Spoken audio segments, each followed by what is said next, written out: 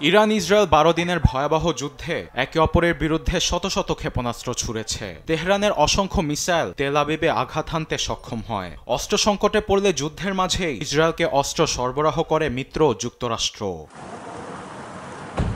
দেশটির গণমাধ্যম the Wall Street বলছে, ইসরায়েলকে সহায়তায় আমেরিকা দুটি অত্যাধুনিক প্রতিরক্ষা ব্যবস্থা terminal high altitude area defence system THAAD মোতায়েন করেছিল, যা দেশটির মজুদের প্রায় ১/৩। আকাশ থেকে ক্ষেপণাস্ত্র ধ্বংসে থার্ডে ব্যবহার হয়েছে ১৫০টিরও বেশি ইন্টারসেপ্টর। প্রতিবেদনটি আরও বলছে, থার্ডের ১০০টি ইন্টারসেপ্টর বানাতে ওয়াশিংটনের সময় লাগে ১ বছর, ঢালতে হয় $২ বিলিয়ন।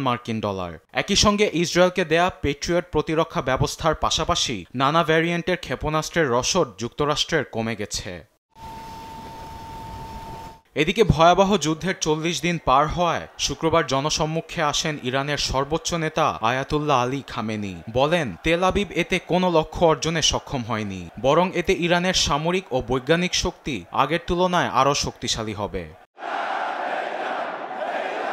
সর্বোচ্চ নেতার কথা মতোই প্রযুক্তিতে এগিয়ে যাচ্ছে ইরান। এবার রাশিয়ার ভোস্তোজনি কসমোড্রোম থেকে সফলভাবে যোগাযোগ স্যাটেলাইট নাহিদ-2 উৎক্ষেপণ করেছে তেহরান। এটি নিরাপদ data transmission, onboard storage, satellite system এবং মিশন নিয়ন্ত্রণের মধ্যে সরাসরি যোগাযোগ স্থাপনে সক্ষম।